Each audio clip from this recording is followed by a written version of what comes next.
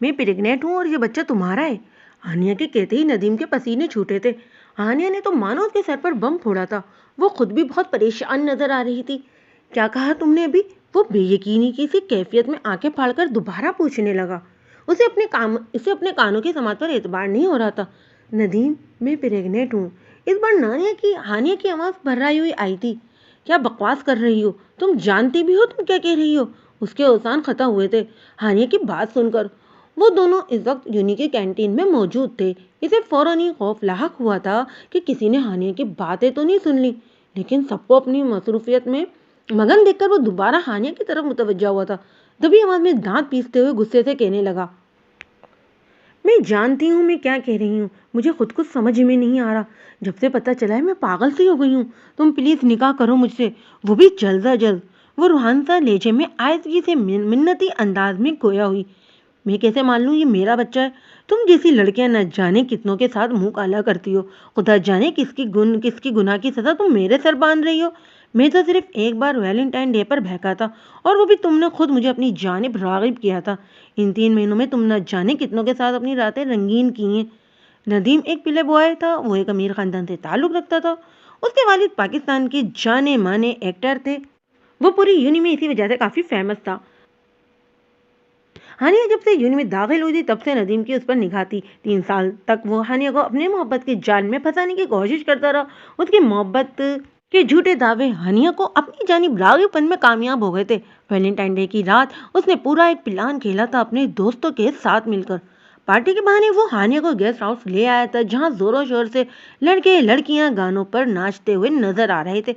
कुछ ड्रिंक करने में मसरूफ थे, कुछ खाने पीने में और कुछ बातों में मगन। लड़कियों के लिबास निहायती नाज़ेब थे, जिन्हें देखकर हानिया को शर्म महसूस हो रही थी। वो बार बार हॉस्टल जाने की जिद कर रही थी, मगर नदीम ने उसे जबरदस्ती रोक रखा था। उसके नापाक इरादों से अनजान सिर्फ उसका दिल रखने के लिए उस पार्टी का हिस्सा बन रही थी। नदीम उसके लिए जूस में नशे की दवा मिलाकर ले आया था। जूस पीते ही से सब कुछ धुंधला धुंधला सा नजर आने लगा। अचानक चक्कर आना शुरू हो गए। वो लड़खड़ाने लगी तो फौरन ही नदीम ने उसे संभाल लिया और उसे रूम में ले गया। हानिया को जब सुबह में होश आया तो वो भरीना हालत में बेड पर पड़ी थी। क्या किया है कल रात तुमने मेरे साथ? इसके आंसू से पूरा चेहरा भीग गया था। मैंने? ओ मैडम, मैंने कुछ नहीं किया तुम्हारे साथ। उल्टा तुमने दावत दी थी मुझे। मैं तो लड़का हूँ, बहक गया, मुझ पर मत चीखो। मुझे कुछ याद नहीं आ रहा। वो अपना सर पकड़े बैठी थी।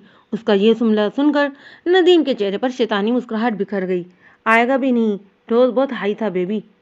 अच्छा चलो रोना बंद करो, मैं तुम्हें रोते हुए नहीं देख सकता। तुम तो मेरी जान हो। मोहब्बत से चूल्हे में कहता जब वो मानिया के करीब आकर उसके आंसू साफ करने की नियत से हाथ आगे बढ़ाता है तो वो फौरन उसका हाथ गुस्से से झटक देती है। टच मत करना मुझे, तुमने मुझे नापाक कर दिया, मुझे गुनहगार बना दिया है। मैं अपने अल्लाह को क्या मुंह दिखाऊंगी और मेरे वालिदैन? वो तड़प तड़प कर रोते हुए बोली। उसका कहा जुमला मैं अपने अल्लाह को क्या मुंह दिखाऊंगी नदीम के दिल पर आकर लगा था। 1-2 सानियों के लिए वो खुद भी शर्मिंदा हुआ। ये पहली बार था कि कोई लड़की उसके सामने इस कदर तड़प रही थी, वरना ये रंगीन रातें इसके लिए नई बात नहीं थी। फिर नदीम की हिम्मत ही नहीं हुई मजीद उससे कुछ कहने की। उस दिन के बाद से हानिया एक ही जिद पकड़कर बैठ गई थी कि मुझसे निकाह करो। नदीम टाल मटोल से काम लेने लगा। 2-3 महीनों से हानिया को दिलासा दे रहा था। उसके वालिद शूटिंग के सिलसिले में मुल्क से बाहर गए हुए थे। जैसे ही लौटे वो उनसे हानिया के मुतालिक शादी की बात करने लगा। धूमधाम से पूरी दुनिया के सामने उसका हाथ थाम कर अपनी दुल्हन बनाएगा। मगर 3 महीने गुजरने के बाद हानिया आज ऐसे प्रेग्नेंट होने की इत्तला दे रही थी। एक लफ्ज और कहा तो जुबान खींच लूंगी मैं कोई ऐसी वैसी लड़की नहीं हूँ, और ये बात तुम अच्छी तरह जानते हो। इस रात जरूर तुमने ही मेरे जूस में कुछ मिलाया था, वरना ये सब कभी ना होता। अब शराफत से मुझसे निकाह करो, वरना मैं तुम्हारे घर आकर तुम्हारे वालिदैन को सब बता दूंगी। अपने किरदार पर नदीम को उंगली उठाता देखकर वो गुस्से से चिंगाड़ते हुए खड़े होकर बोली। उसने अपने इर्द गिर्द खड़े दीगर स्टूडेंट्स का भी लिहाज नहीं रखा था। उसके चिखाड़ते ही सब उन दोनों की तरफ मुतवज्जा हो गए थे।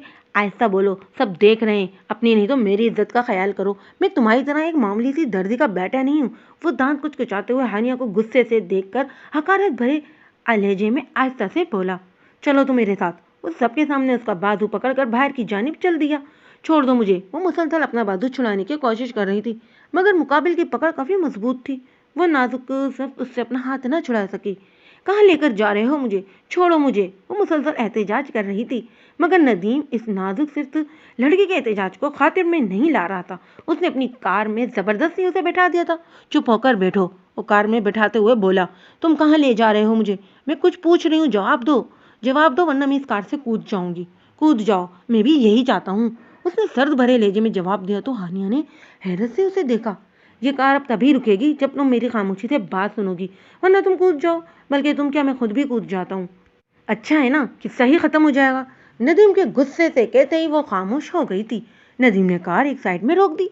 دیکھو میری جان، ہم دونوں غلطی کر چکے ہیں، اب مزید غلطیاں نہیں کر سکتے، اس لیے پلیز میری بات ذرا تحمل سے سنو اور سمجھو، مجھے تھوڑا وقت دو۔ میں تو ابھی تک اپنے ڈیڈی سے ہم دونوں کے رشتے کی بات بھی نہیں کر سکا، اس بچے کی بات کہاں سے کر لوں؟ تو مجھے وقت تو دو تھوڑا، اس طرح غصے سے کچھ نہیں ہوگا سوائے معاملہ مزید خراب ہونے کے، اس نے سمجھانے والے انداز میں کہا۔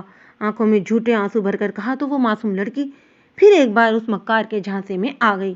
تو اب کیا کروں میں؟ وہ سر پکڑ کر بلک کر روتے ہوئے بولی۔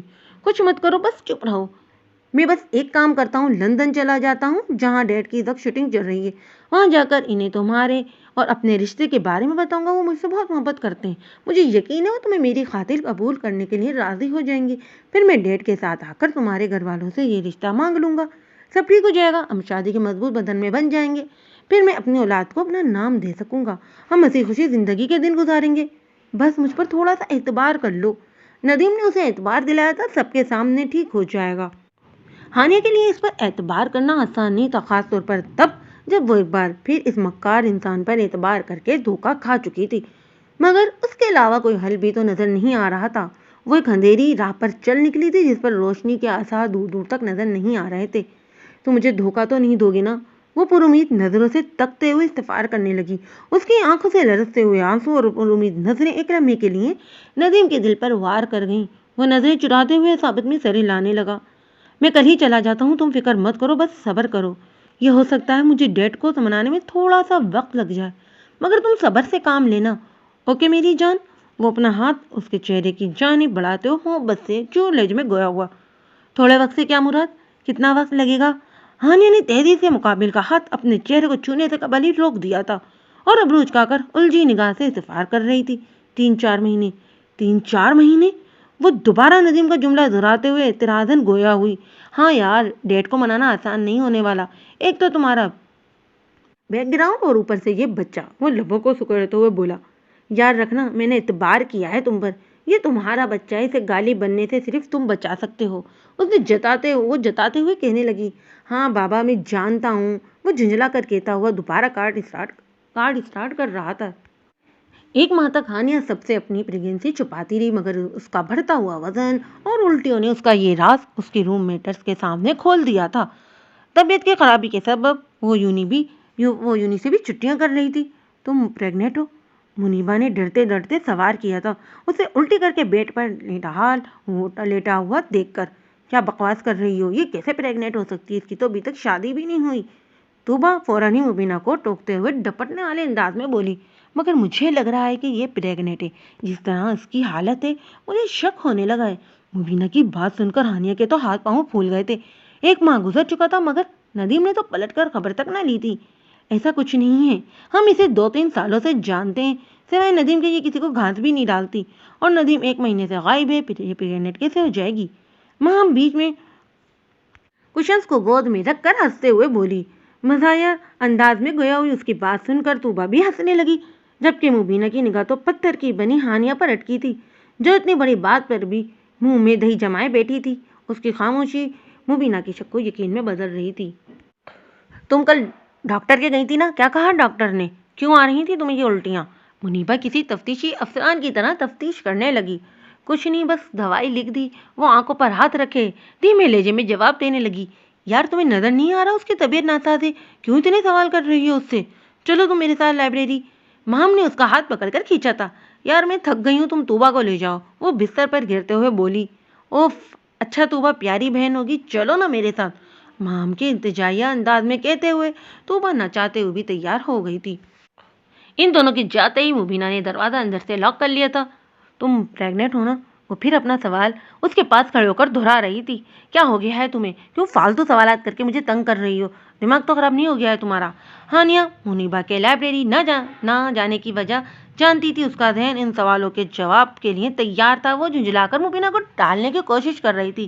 ہانیہ پلیز، اگر کوئی پرابلم ہے تو مجھے بتاؤ، شاید میں تمہاری کوئی مدد کر سکوں۔ اس طرح پورے دن ہاسٹل کے کمرے میں پڑے رہنے سے یا ندیم کو بار بار کال کرنے سے کچھ نہیں ہوگا۔ اس کے کہتے ہی ہانیہ کی آنکھوں میں آنسو کی لڑی لگ گئی تھی، جنہیں وہ صاف کرتے اٹھ بیٹھی تھی۔ میں پریگننٹ ہوں۔ بڑی مشکل سے بلک بلک کر روتے ہوئے اس نے جملہ ادا کیا تھا۔ ہانیہ کو مدد کی سخت ضرورت تھی۔ وہ سمجھ نہیں پا رہی تھی کہ اسے آگے کیا کرنا ہے۔ ندیم تو سنہرے خواب دکھا کر غائب ہو گیا تھا۔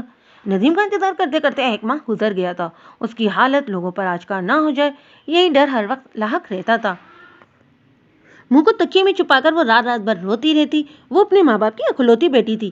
دکان سے اتنی آمدنی ہو جاتی تھی کہ گزر بسر آرام سے ہو سکے۔ جب پہلی بار وہ یونی کے دروازے سے اندر داخل ہوئی تھی تو بڑے بڑے خواب آنکھوں میں لیے ہوئے تھی۔ وہ خواب جو اس کے ساتھ دن رات رہا کرتے تھے، جو اس کی آنکھوں میں بستے تھے، جو ہر لمحہ لبوں پر سجے رہتے تھے۔ ایک بہت بڑی فیشن ڈیزائنر بننے کا خواب، لیکن زندگی اس طرح کے دن بھی دکھائے گی یہ تو اس نے خوابوں میں بھی نہیں سوچا تھا۔ اس نے مبینہ کو اپنے ساتھ ہوا پورا واقعہ بیان کر دیا۔ تم بے وقوف ہو، 4 مہینوں سے جب سب چھپاتی پھر رہی ہو بجائے اس کے کہ ہم سے اپنی پرابلم شیئر کرتی۔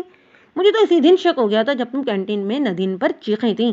اس کے کہتے ہی ہانیہ نے روتے ہوئے اس کے سینے سے آ لگی تھی۔ ارے میری جان، تم مت رو، تیری کوئی غلطی نہیں ہے، اس کمینے نے تجھے اس حال میں پہنچایا ہے، وہ تیری سادگی کا فائدہ اٹھا گیا۔ مبینہ نے اسے دلاسا دیتے ہوئے کہا، اب میں کیا کروں؟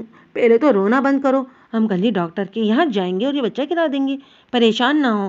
منیبا کے کہتے ہی وہ مزید رونا شروع ہو گئی۔ یہ ممکن نہیں رہا، میں نے ڈاکٹرنی سے بات کی تھی، وہ بلک کر بولی۔ تو پھر اس کی بات سنتے ہی مبینہ بھی پریشان ہو گئی تھی۔ وہ دن رات اپنی سیل کو اس امید میں تکتی رہتی کہ شاید آج ندیم کی کال آ جائے اور وہ اسے خوشخبری دے دے کہ اس کے والدین مان گئے ہیں اور وہ انہیں لے کر واپس آ رہا ہے۔ مگر وقت گزرنے کے ساتھ ساتھ امیدیں دم توڑ رہی تھیں۔ 5واں مہینہ اسٹارٹ ہوتے ہی ہانیہ کی طبیعت مزید خراب ہونے لگی۔ اس نے 1 مہینے سے یونی کی شکل نہیں دیکھی تھی، جس کی وجہ سے اسے یونی کی جانب سے نوٹس مل گیا تھا، جس میں اسے اطلاع دی گئی تھی اگر 75% اس کی حاضری نہ ہوئی تو کلاس میں تو اسے اس سال ڈگری نہیں ملے گی۔ اس نوٹس کی وجہ سے وہ اور زیادہ پریشان رہنے لگی تھی۔ اچھا کھانا پینا نہ ہونے کے سبب وہ دن بہ دن کمزور بھی ہوتی جا رہی تھی۔ مجھے چکر آ رہے ہیں۔ ہانیہ پانی کا گلاس اٹھا کر 2 قدم بھی نہ چلی تھی کہ اس کا سر چکرانے لگا اور وہ زمین بوس ہو گئی۔ منیبا اور مہم تیزی سے اس کی جانب لپکی۔ تم ٹھیک تو ہو؟ تمہیں اسپتال لے کر چلیں؟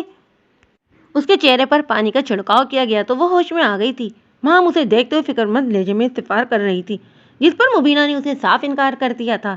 ایک بات کہوں، ہو سکے تو گھر چلی جاؤ، اب تمہارا ہاسٹل میں رہنا ٹھیک نہیں، اس سے پہلے تمہارے کردار پر انگلیاں اٹھنا شروع ہوں۔ مہم کے کہتے ہی وہ دونوں حیرت سے اس کی جانب دیکھنے لگیں۔ تمہیں پتا ہے؟ ہانیہ روحانسا لہجے میں پوچھنے لگی۔ ہاں، تمہاری حالت چیخ چیخ کر خود بول رہی ہے، مجھے تو ڈر ہے کہیں اوروں کو پتہ نہ چل جائے۔ اس کے کہتے ہی ہانیہ شرمندگی سے پانی ہو کر بلک بلک کر رونے لگی۔ میں گندی لڑکی نہیں ہوں، مجھے تو خود نہیں خبر مجھ پر یہ قیامت کیسے ٹوٹ گئی۔ وہ بلک بلک کر اپنے کردار کی صفائیاں دینے لگی۔ چپ ہو، دیوار کے بھی کان ہوتے ہیں۔ میں 3 سالوں سے تمہارے ساتھ ہوں، میں جانتی ہوں کہ تم کتنے مضبوط کردار کی مالکن ہو۔ ضرور اس ندیم نے تمہیں پھنسایا ہے، تبھی تو وہ دم دبا کر بھاگ گیا ہے، تمہیں اس حالت میں مرنے کے لیے اکیلا چھوڑ کر۔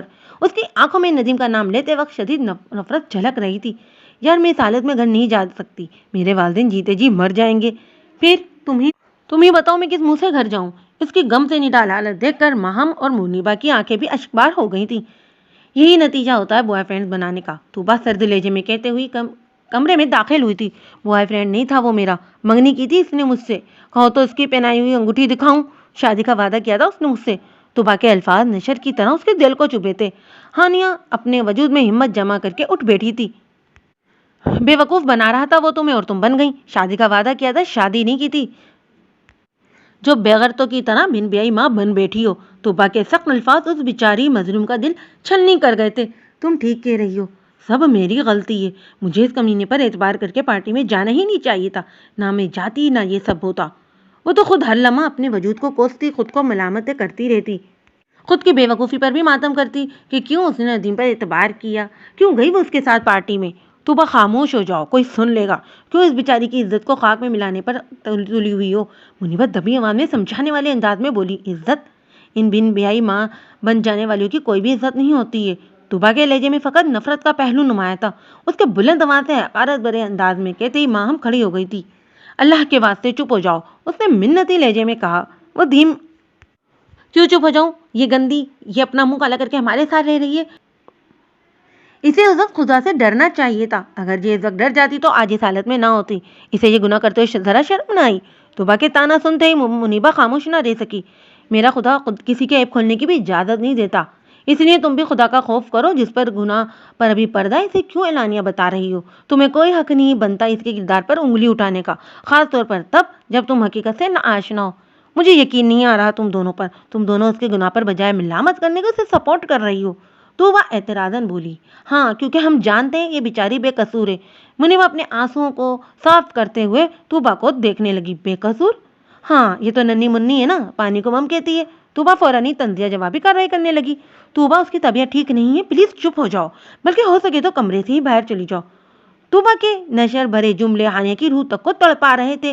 اسے پھر سے چکر آنے لگے، جس پر وہ اپنا سر پکڑنے لگی۔ اس کی بگڑتی حالت دیکھ کر ماہم التجائی انداز میں ہاتھ طوبا کے سامنے جوڑتے ہوئے بولی، ٹھیک ہے، میں جا رہی ہوں، بلکہ میں آج ہی اپنا روم بھی چینج کروا لوں گی۔ مجھے نہیں رہنا اس بہیا کے ساتھ، اور میری مانو تو تم دونوں بھی ہوش کے ناخن لو۔ اس کی وجہ سے لوگ ہمارے کرداروں پر بھی انگلیاں اٹھائیں گے، خامخواہ ہمیں بھی اس گندی کی طرح گما کریں گے۔ تمہاری حقارت و قدوت بھری نگاہ سے ہانیہ کے وجود کو تکتے ہوئے کہا۔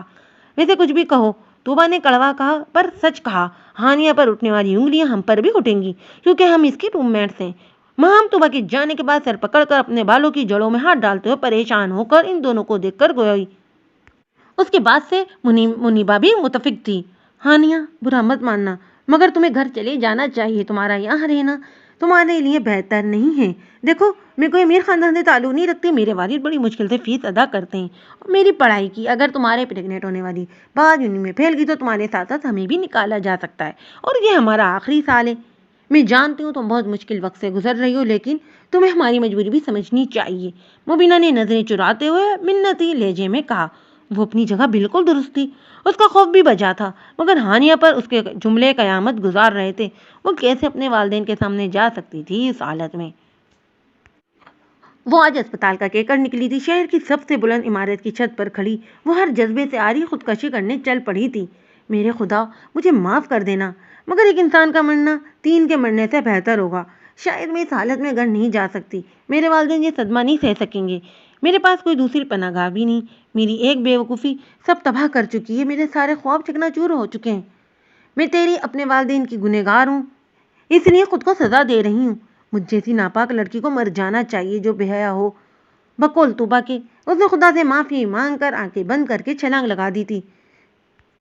جس لمحے وہ چھلانگ لگا رہی تھی تبھی وہاں ایک خوبرو نوجوان بوتل کا کین ہاتھ میں پکڑے چھت کے دروازے سے اندر داخل ہوا تھا۔ جب اس نے ہانیہ کو چھلانگ لگاتے دیکھا تو کین ہاتھ سے پھینک کر برق کی پھرتی سے اس کا ہاتھ پکڑنے میں کامیاب ہو گیا تھا۔ ہاتھ پکڑ کر پوری جان سے اپنی جانب کھینچا تھا اس نے، جس کے نتیجے میں وہ نازک سی لڑکی اس لڑکے پر آ گئی تھی۔ اگلے ہی لمحے وہ لڑکا زمین بوس تھا اور ہانیہ اس کے سینے پر بے جان گڑیا کی طرح پڑی تھی۔ اس خبرو نوجوان نے خدا کا شکر ادا کیا تھا۔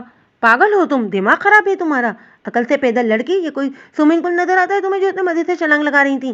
شکر ہے خدا کا کہ میں وقت پر آ گیا، ورنہ تم نے تو آج خدا کو پیارا ہی ہو جانا تھا، اور پولیس نے میرے ہوٹل پر کیس بنا دینا تھا، اور پھر مجھ مظلوم کو جیل کی چکی پیسنا پڑتی۔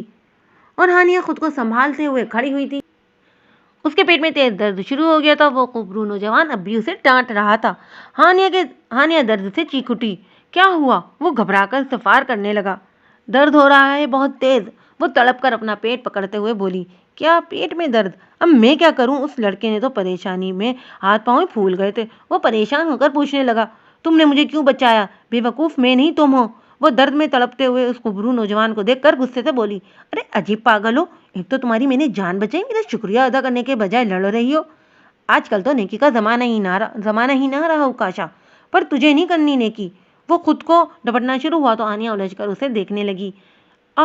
وہ ایک بار پھر چیخی اور چیخ کر دوسرے ہی لمحے زمین بوس ہو گئی۔ اسے کیا ہو گیا؟ اوکاشا اسے بغیر ہاتھ لگائے اس کے پاس بیٹھ کر آوازیں دینے لگا۔ اسے ہوش میں نہ آتے دیکھ کر مجبوروں سے باہوں کے اثار میں لے کر تیزی سے لفٹ کی جانب بڑھا۔ آپ کو شرم آنی چاہیے، آپ کی وائف اس قدر کمزور ہو رہی ہیں، ایسا لگ رہا ہے آپ انہیں کھانے کو کچھ نہیں دیتے۔ डॉक्टरनी हानिया को चेकअप करने के बाद उकाशा को सर से पांव तक बगौर देखती रही। वो देखने से खुद कोई अमीर घर का लड़का मालूम हो रहा था। यही सबब था कि वो इस पर गुस्सा किए बगैर न रह सकी। मेरी वाइफ? उकाशा हैरत से आंख फाड़ते हुए हानिया की जानिब देखकर बोला।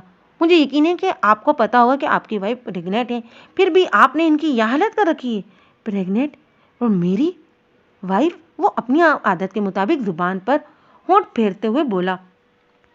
वो अपनी आदत के मुताबिक जुबान होठों पर फेरते हुए उलझ कर गया हुआ, लेकिन उसने डॉक्टर की गलतफहमी दूर नहीं की। उस लड़की के शोर बनने का नाटक कर लो उकाशा, वरना कहीं और मुसीबत में ना पड़ जाओ, और साथ साथ दुआ करो तुम्हारे घर वालों को इस बात का इल्म ना हो, वरना ठीक ठाक क्लास लगनी है। उकाशा दिल ही दिल में हानिया को देखते हुए सोचने लगा।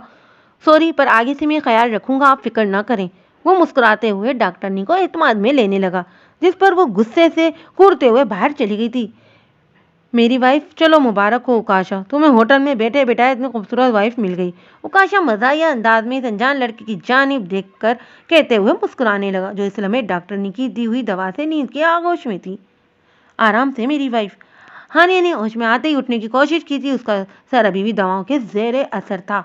उकाशा उसके पास आकर कुर्सी पर टिक कर बैठ गया था। जैसे ही वो उठने लगी, फौरन ही उसे देखते हुए मुस्कुराकर कहने लगा, क्या? हानिया उलझी निगाह से उसे तकते हुए बोली, जी, आप इस अस्पताल में मेरी वाइफ के तौर पर एडमिट हैं, और आपको भी ये ड्रामा एक दिन के लिए कंटिन्यू करना पड़ेगा, क्योंकि आपकी जिस्मानी कमजोरी पूरे एक दिन और रात के लिए आपको मुझे इस रूम में कैद कर चुकी है। डॉक्टरनी की सख्त ताकीद है कि आपको आराम दिया जाए। वैसे तुम प्रेग्नेंट लड़की हो, फिर भी मेरे होटल से छलांग लगा रही थी, क्यों? क्यों तुम दो जानों की दुश्मन बनी हुई हो? उकाशा जानता था। प्लीज जवाब दो। कौन उकाशा? वो लचकर पूछी। अच्छा मजाक है, तुम्हें इतना हैंडसम और डैशिंग बंदा नजर नहीं आ रहा क्या? अजीब अकल से पैदल होने के साथ साथ अंधी भी हो क्या? उकाशा अपनी शान में खुद कसीदे के कसीदे पढ़ने के बाद मुंह बसोर कर हानिया के चेहरे के करीब आकर कहने लगा, अच्छा, पर तुमने मुझे अपनी वाइफ क्यों कहा? मैं तो तुम्हें जानती तक नहीं। उसके नजदीक आते ही हानिया ने अपनी गर्दन पीछे बेड की जानिब गिरा दी थी। और प्लीज थोड़ा दूर होकर बात करो, वो लचकदार आवाज में बोली, जिस पर वो सीधा होकर बैठते हुए, क्योंकि मैं किसी और प्रॉब्लम में नहीं पड़ना चाहता था। एक दिन की तो बात है, फिर तुम अपने रास्ते, मैं अपने रास्ते। बल्कि मैं तो अपने गार्ड को तुम्हारी तस्वीर भी दे दूंगा, और उन्हें सख्त ताकीद कर दूंगा कि इस लड़की को होटल के आसपास भी ना आने दिया जाए। वो आंखें दिखाते हुए कहने लगा। उसकी आंखों में गुस्सा झलक रहा था। रास्ता? कौन सा रास्ता? क्या करूं मैं, अब घर जाऊं या हॉस्टल? मेरे लिए तो दोनों ही रास्ते कांटों से भरे हुए। और दिल ही दिल में रंजीदा होकर सोचने लगी थी, वैसे तुमने जवाब नहीं दिया, क्यों छलांग लगा रही थी तुम? और तुम्हारा हस्बैंड कहाँ है? इसे तुम्हारी अक्लमंदी का पता है? वो भ्रू चुकाकर इस्तफार करने लगा। मेरा हस्बैंड? वो तो मर गया है। नदीम का वापस ना आना हानिया की नज़र में इसका मौत ही था। उसकी सारी उम्मीदें दम तोड़ चुकी थी। यही वजह थी कि आज वो अपने वजूद को ख़त्म करने चल पड़ी थी। ओह, दुख हुआ सुनकर, मगर फिर भी खुदकशी किसी चीज़ का हल नहीं है। और फिर इस बेचारी नन्ही सी जान का क्या कसूर? मैं नहीं जानता ज़िंदगी के तुम्हारी ज़िंदगी में क्या मसाइल हैं, मगर ये बात याद रखो, लड़की रोज़ हमेशा तुम्हें इस नन्ही सी जान का जवाब भी देना होगा। तुम्हें कोई हक नहीं पहुँचता इसकी जान लेने का। वो समझाने लगा। उसका कहा हुआ जुमला के रोज़े महशर जवाब देना होगा हानिया की मारे खौफ की रूह को तड़पा गया था। वो बिलक बिलक कर रोना शुरू हो गई थी। मुझे खुदा के आगे जवाबदा होना है एक दिन, बस यही खौफ तो मेरी जान को खाए जाता है। अरे रोना तो बंद करो प्लीज। उकाशा अपनी जेब से रुमाल निकाल कर उसकी जानिब बढ़ाते हुए कहने लगा, तुम चाहो तो अपनी प्रॉब्लम मुझसे शेयर कर सकती हो, अगर मदद कर सका तो जरूर करूंगा। वो तरस भरी निगाह उस पर डालते हुए बोला, तुम नहीं कर सकते इस वक्त मेरी मदद, सिर्फ एक शख्स कर सकता है, और वो कभी वापस नहीं आएगा, मुझे पता है। हानिया इतना कहकर जोर जोर से रोने लगी।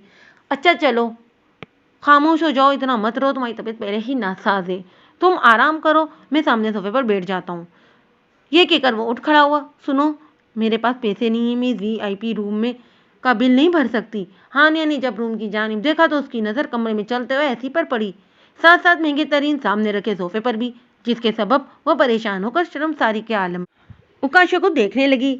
और पैसे नहीं है तुम्हारे पास? चलो कोई नहीं, मैं भर दूंगा, मगर उधार के तौर पर। बाद में मुझे वापस ज़रूर कर देना, ओके?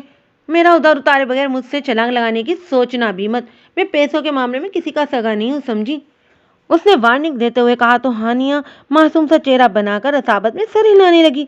बेफिक्र रहो, मैं पैसे खाने वालों में से नहीं हूँ, मैं अपने वालिद की तरह बहुत खुददार हूँ, वो भरम से कहने लगी। उसका जवाब सुनकर उकाशा के चेहरे पर मुस्कुराहट बिखर गई थी।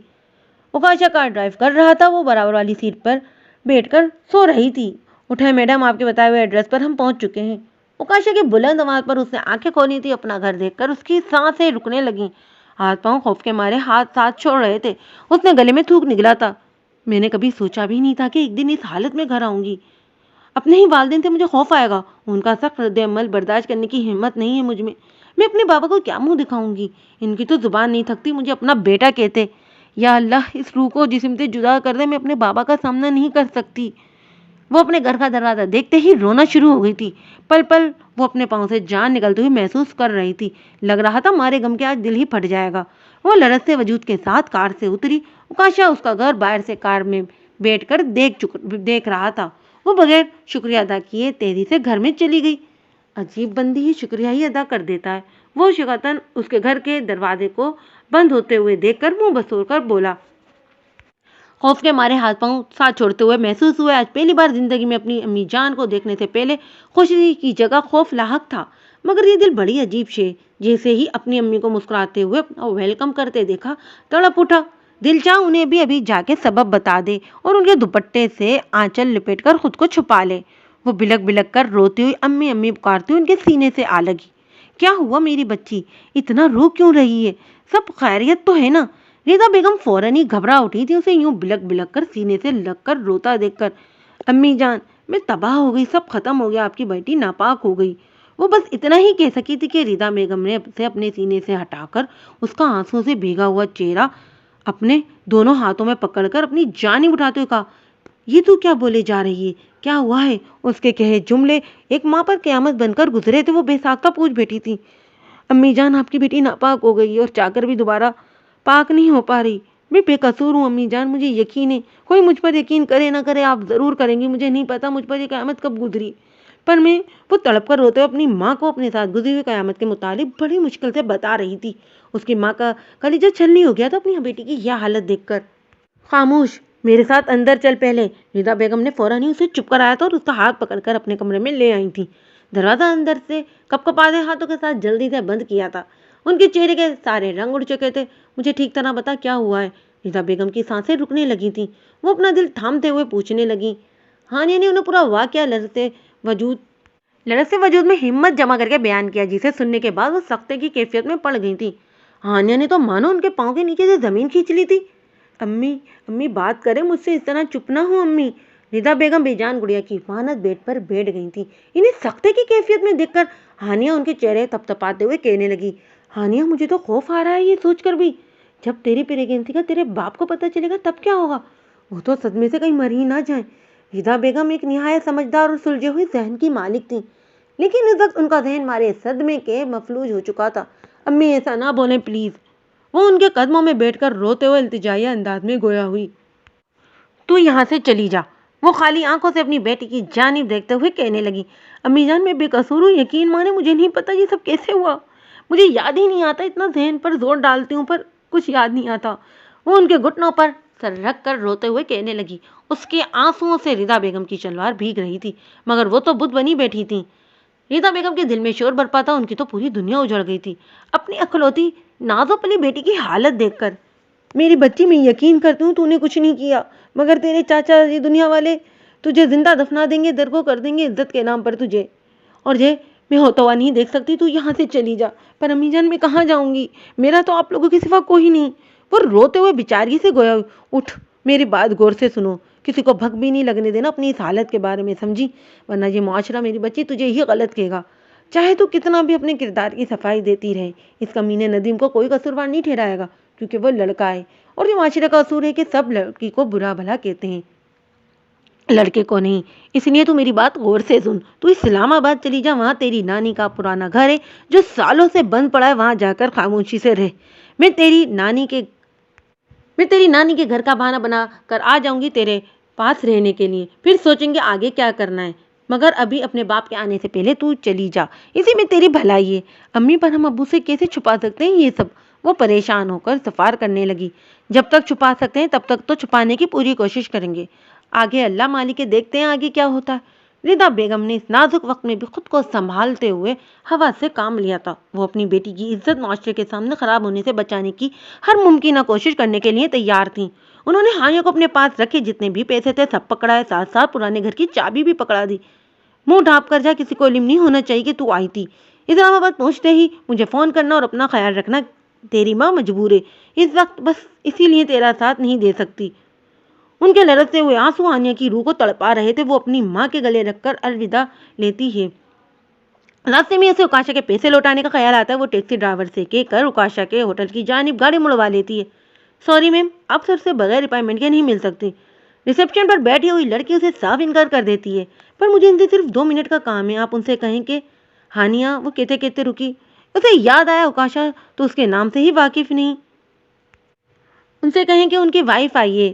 ریسیپشن پر بیٹھی ہوئی لڑکی، پاس کھڑا چوکیدار، وہاں سے گزرتا ہوا ہوٹل کا اسٹاف، سب اس کی جانب حیرت سے دیکھنے لگے۔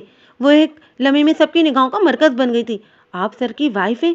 سوری میم، ہمیں تو پتہ ہی نہیں تھا کہ اوکاشا سر شادی شدہ ہیں۔ اب چلے۔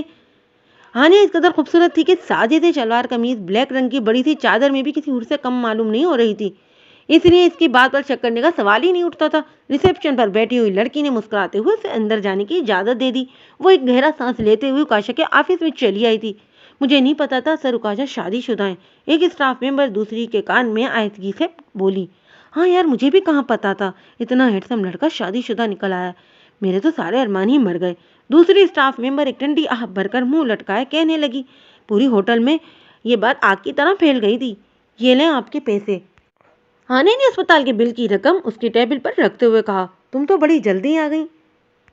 اوکاشا کو اتنی جلدی اس کے پیسے واپس کرنے کی امید نہ تھی، مگر اسے دوبارہ دیکھ کر چہرے پر پیاری سی مسکراہٹ بکھر آئی تھی۔ وائف مت بولو، میرا نام ہانیہ ہے۔ ہانیہ نے سنجیدگی سے اسے ٹوکتے ہوئے جواب دیا۔ ہانیہ اور ہسبینڈ کا نام؟ وہ فوراً ہی ابروج کا کر پوچھنے لگا۔ تمہیں کیا کرنا ہے جان کر؟ یہ رہے تمہارے پیسے، اللہ حافظ۔ وہ سپاٹ سا جواب دے کر واپس چلی آئی۔ پہلے خودکشی کی کوشش، پھر پریگننٹ ہونے کا انکشاف اور ہسبینڈ کا نام نہ بتانا۔ کافی انٹرسٹنگ پرسنالٹی ہے اوکاشا، وہ ایک بچے کی ماں بننے والی ہے۔ وہ خود کو یاد دلا رہا تھا کہ ہانیہ ایک پریگننٹ عورت ہے، اس لیے روک لے اپنے دل کو اس میں انٹرسٹ لینے سے۔ تو کیا شوہر تو مر چکا ہے؟ آخری جملہ ادا کرتے ہوئے اس کے چہرے پر شوقی جھلک رہی تھی۔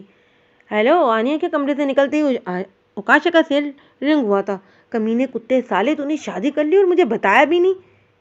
روہن کے کہتے ہی اوکاشا کے کان کھڑے ہوئے تھے۔ کیا؟ کس نے کہا تجھ سے؟ اوکاشا حیرت سے پوچھ رہا تھا۔ کس نے بتایا یہ چھوڑ، کمینے تو نے اپنے بیسٹ فرینڈ سے بھی چھپا کر رکھا، مجھے تجھ سے یہ امید نہیں تھی۔ اور روحان کا دماغ پوری طرح گھوما ہوا تھا۔ وہ شکتاً کہنے لگا، ہائے، میں نے شادی جیسی مقدس سنت ادا کر دی اور مجھے ہی نہیں خبر۔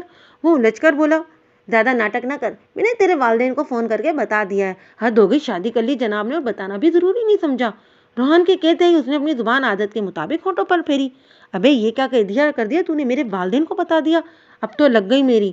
ابھی تجھے بتانے سے پہلے پوچھ تو لیتا اوکاشا سے۔ اوکاشا اپنا سر پکڑ کر گویا ہوا، اس کا بس نہیں چل رہا تھا اپنا سر دیوار سے دے مارے۔ تو نے اچھا نہیں کیا، میں تجھے کبھی معاف نہیں کروں گا۔ دوست ہو کر بریانی بچا لی۔ وہ شکتاً منہ بسور کر بولا، ابے کون سی بریانی اوکاشا، کوئی شادی نہیں ہوئی ہے۔ اسے خاصا زور دیتے ہوئے کہا۔ اچھا تیری شادی نہیں ہوئی تو ہوٹل میں تیری وائف کیسے آئی؟ میری وائف؟ تو یہ رائتا یہاں سے پھیلنا شروع ہوا ہے اوکاشا، تیرا تو نیکی کرنا بھی بھاری پڑ گیا۔ وہ خود کو ملامت کرتے ہوئے بولا۔ بڑی مشکل سے اور روحان کو اس بات پر قائل کیا کہ وہ لڑکی اس کی وائف نہیں، اور روحان کا فون رکھتے ہی اوکاشا کے ڈیڈ کی کال آنے لگی۔ یہ کیا کر دیا اوکاشا تو نے؟ انہوں نے تو اب سچی میں تیری شادی کرا دینی ہے۔ ہانیہ میڈم، یہ کیا کیا تم نے؟ وہ بالوں میں انگلیاں ڈالتے ہوئے پریشان ہو کر گویا ہوا۔ ہانیہ بیچارے اوکاشا کی پوری زندگی کو اپنے گرد گھما کر، گویا ہلا کر، اوکاشا کی زبان میں کہو تو رائتا پھیلا کر غائب ہو گئی تھی۔ وہ تھک گیا تھا اپنے والدین کو سمجھا کر کے، وہ اس لڑکی کو جانتا تک نہیں ہے۔ وہ صرف اس کی مدد کر رہا تھا، مگر اس کے والدین ہانیہ یعنی اپنے بہو سے ملنے کی رٹ لگائے بیٹھے تھے۔ تم آخر ہماری بہو سے ہمیں کیوں نہیں ملوا رہے؟ اس کی والدہ گھر آتے ہی ہر روز کی طرح ایک ہی سوال کیا تھا۔ اوف، سانس تو لینے دے بندے کو۔ وہ صوفے پر گرتے ہوئے تھکن سے چور لہجے میں کہنے لگا، اگر وہ الگ رہنا چاہتی ہے تو بے شک رہے، پر کم سے کم ہم سے اسے ملوا تو دو۔ ظاہرہ بیگم اس کے پاس آ کر لچکدار آواز میں گویا ہوئی، ارے میری ماں، کتنی بار کہوں، وہ تمہاری بہو نہیں ہے۔ جب اوکاشا کی اس سے شادی ہو جائے گی تب بنے گی وہ تمہاری بہو۔ وہ جھنجھلا کر کہتا ہوا کھڑا ہو گیا تھا۔ اگر تمہاری بیوی نہیں ہے تو پھر تم نے خود کو اس کی وائف کیوں بتایا تھا؟ عشا نے خود اپنی آنکھوں سے دیکھا تمہیں اسپتال میں تمہاری وائف کے ساتھ۔ تم کیوں کر رہے ہو تمہارے ساتھ ایسا؟ کیوں نہیں ملاتے ہماری بہو سے ہمیں؟ اللہ، یہ عشا خالہ ہمیشہ غلط مقام پر پائی جاتی ہیں۔ ارے میری ماں اوکاشا کیوں چھپائے گا، وہ میری وائف نہیں ہے، کتنی بار کہوں گی تو پیپر پر لکھ کر دے دوں گا۔ وہ اپنی والدہ کے آگے تھکے تھکے انداز میں کہہ کر سیڑھیاں چڑھنے لگا۔ تو پھر ٹھیک ہے، تم شادی کر کے یہ قصہ ختم کر دو۔ ان کی بات سن کر قدم خود بخود رکے تھے۔ وہ ایک لمحے کے لیے پورے لاؤنج میں خاموشی چھا گئی تھی۔ شادی کا نام سنتے ہی اس کی آنکھوں کے آگے ہانیہ کا خوبصورت سراپا لے رہا تھا۔ شادی نہیں، ابھی میرا کوئی ارادہ نہیں۔ آپ چھوٹی کی کرا دیں، اچھا ہے، گھر میں کچھ رونق لگ جائے گی۔ وہ مسکرا کر انکار کرتے ہوئے اپنے کمرے کی جانب بڑھ گیا تھا۔ اوکاشا نے ہانیہ کو ڈھونڈنے کی بہت کوشش کی۔ اس چکر میں وہ دو ایک بار ہانیہ کے گھر بھی گیا، لیکن اس کی والدہ نے صاف انکار کر دیا کہ وہ کسی ہانیہ کو نہیں جانتی اور وہ دوبارہ یہاں نہ آئے۔ وہ دن رات سست سی پڑی رہتی، اب تو اس کی آنکھیں بھی سوکھ گئی تھیں رو رو کر۔ ردا بیگم نے اپنی چھوٹی بہن کو بھیج دیا تھا ہانیہ کے ساتھ رہنے کے لیے۔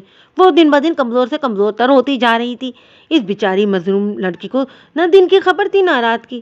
جائے نماز پر اکثر گھنٹوں بیٹھ کر ہر روز ایک ہی دعا کرتی کہ اسے موت آ جائے اور اس گناہ بھری زندگی کا اختتام ہو۔ ہر روز ایک بار ندیم کو ضرور کال کرتی۔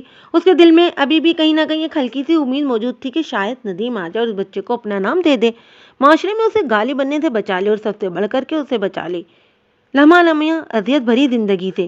اس کی خالہ کو بہت ترس آتا تھا اس کی غم سے نڈال حالت دیکھ کر، مگر وہ دل براشتہ لڑکی خود پر ذرا ترس نہ کھاتی تھی۔ کبھی کبھی بیٹھے بیٹھے روتے روتے اپنے پیٹ پر ہاتھ رکھ کر دعا کرنے لگتی کہ اسے موت آ جائے یا یہ پیدا ہوتے ہی مر جائے اور نہ معاشرہ اسے جینے نہیں دے گا۔ جس کے بعد بیچاری ننھی تھی جان کی تو کوئی خطا بھی نہیں تھی، غلطی اس دھوکے باز ندیم اور میری ہے، تو سزا بھی ہمیں ملے، اس ننھی تھی جان کو نہیں۔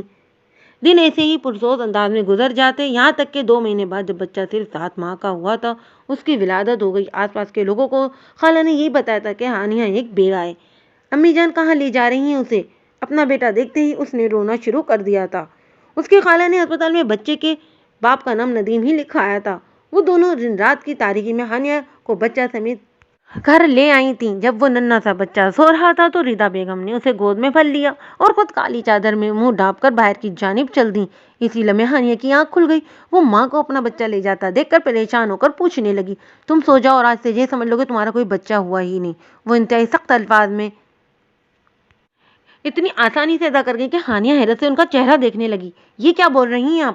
امی جان میرا بیٹا واپس کر دیں، اس ننھی سی جان پر رحم کریں۔ وہ فوراً اٹھ کر بیٹھتے ہوئے احتجاج بلند کرنے لگی۔ اس کی خالہ بھی کمرے میں آ گئی تھی اس کا احتجاج سن کر۔ پاگل مت بنو ہانیہ، یہ تمہارا بیٹا نہیں ہے، یہ اس کمینے دھوکے باز ندیم کا بیٹا ہے، اس کا گناہ ہے یہ، تم بھلا کیوں اسے پالنے لگی؟ اس کی خالہ سمجھانے والے انداز میں کہہ کر اس کے سر پر ہاتھ رکھ کر حوصلہ دینے لگی۔ یہ کیا کہہ رہی ہیں آپ؟ یہ بچہ ہے، اسے نہیں علم کہ یہ کس کا دھوکہ ہے یا گناہ، یہ ہے کہ کسی کی پاکیزہ اولاد۔ اس کی سانسیں چل رہی تھیں جیسے آپ کی اور میری۔ یہ انسان ہے اور انسان ہونے کے ناطے اس کے بھی حقوق ہیں۔ یہ جیسا بھی مجھے روز محشر اس کا جواب دہ ہونا ہے۔ ایک تو میں پہلے ہی سر سے پاؤں تک گناہوں میں ڈوبی ہوں، مزید اس ننھی سی جان کا بوجھ نہ ڈالے میرے کندھوں پر۔ اسے مجھے دے دے، میں اسے اسی گھر میں خاموشی سے پالتی رہوں گی، بلکہ اچھے سے اس کی پرورش۔ وہ بھی جذباتی ہو کر روحان سے آواز میں کچھ بول رہی کہ ردا بیگم غصے سے بپر اٹھی۔ چپ ہو جاؤ، دماغ خراب ہو گیا کیا تمہارا؟ تمہیں اندازہ بھی نہیں ہے تمہارے خاطر کتنی مشکل سے اس راز کو سب سے چھپا رہی ہوں۔ یہ تو شاید دعائیں لگی ہوئی ہیں تمہیں کہ تم 7 مہینے میں اس گناہ سے فارغ ہو گئی ہو۔ اب تمہیں اس گندگی کا بوجھ اٹھانے کی ضرورت نہیں ہے۔ یہ ندیم کی اولاد ہے، اس کا جواب دہ وہ ہوگا، تم نہیں۔ رحم کھاؤ خود پر، حالت دیکھو اپنی۔ مجھ سے پوچھو کیا بیتتی ہے میرے دل پر اپنی بیٹی کو اس پل پر اذیت سے گزرتا دیکھ کر۔ تم وہی کرو گی اب جو میں کہوں گی، اور اب خاموش ہو کر سو جاؤ اور اس ایک بھیانک خواب کی طرح گما کر کے بھول جاؤ، یہی سب کے لیے بہتر ہے۔ ردا بیگم بھی اپنی جگہ درست تھی، انہیں اپنی بیٹی کی عزت پیاری تھی۔ معاشرہ بن بیاہی ماؤں کو جینے نہیں دیتا، چاہے پھر وہ مظلوم ہو یا بے قصور ہی کیوں نہ ہو۔ فیصلہ ان کے لیے بھی کافی مشکل تھا، مگر اپنی بیٹی کی خاطر وہ یہ سخت قدم اٹھانے کے لیے تیار ہو گئی تھیں۔ امی مجھے میرا بیٹا دے دیں، دیکھیں وہ بھوکا ہے، اسے بھوک لگ رہی ہے۔ ہانیہ اپنی ممتا کے آگے بے بس ہو جاتی ہے۔ اس کا دل مچل اٹھا تھا اپنے بیٹے کو بھوک سے بلکتا ہوا دیکھ کر۔ ماں شاید صرف ماں ہوتی ہے، حرام اور حلال میں اس کا فرق نہیں ہوتا۔ اسے صرف اپنا بیٹا نظر آ رہا تھا، جس کے ننھے منھے سے ہاتھ پاؤں تھے، جو بول تک نہیں سکتا تھا، جس کی آنکھوں نے اپنی ماں کی گود بھی ٹھیک طرح نہیں دیکھی تھی۔ وہ تڑپ تڑپ کر منت سماجت کرنے لگی، امی میرے بچے کو نہ لے کر جائیں، وہ بھوکا ہے۔ بچے کی رونے کی آوازیں سن کر اس کا دل دہلا رہی تھی۔ وہ اٹھ کر بھاگتی ہوئی اپنا بچہ لینے آ گئی۔ خود کو سنبھالو، یہ تمہارا نہیں ہے، یہ ندیم کا، یہ اس کا گناہ ہے۔ اسے کیوں پال کر اپنی زندگی تباہ کرو گی بے وقوف لڑکی؟ تمہیں تو اس کے چہرے سے بھی نفرت ہونی چاہیے، کیونکہ اس کا باپ دھوکہ دے کر تمہاری پوری زندگی تباہ کر کے چلا گیا ہے۔ تمہارے سارے خواب جن کے لیے تم جیتی تھی سب چکنا چور کر دی ہیں اس نے۔ اس کی خالہ نے اسے کے دونوں بازو پکڑ لیے تھے اور اسے روکنے کے لیے اپنی پوری جان لگا رہی تھی، ساتھ ساتھ سمجھاتی بھی جا رہی تھی، لیکن وہ تھی کہ ان کے قابو میں ہی نہیں آ رہی تھی۔ ریتا بیگم تیزی سے بچہ گھر سے لے کر نکل گئی تھی۔ ان کے ہاتھ پاؤں پھول رہے تھے، چہرے پر پسینہ تھا۔ وہ گھر سے کافی دور نکل آئی تھی۔ انہوں نے ایک کچرے کے ڈھیر کے پاس بچے کو پھینک دیا تھا۔ کچرے کے ارد گرد کوئی شخص نظر نہیں آ رہا تھا، صرف کتوں کے بھونکنے کی آوازیں کانوں کی سماعت سے ٹکرا رہی تھیں۔ ہو سکے تو مجھے معاف کر دینا، پر میں مجبور ہوں، میری بیٹی کی پوری زندگی کا سوال ہے۔ ریتا بیگم کا ضمیر انہیں سخت ملام کر رہا تھا کہ وہ اس ننھے سے بچے کے ساتھ ٹھیک نہیں کر رہی۔ وہ ایک زیرو ہے، اس کی سانسیں چل رہی ہیں، وہ کیسے اسے یہاں کچرے کے پاس لٹا کر جا سکتی ہیں؟ مگر اس لمحے انہوں نے صرف دماغ سے کام لیا اور اس ننھی سی جان کو وہیں چھوڑ آئیں۔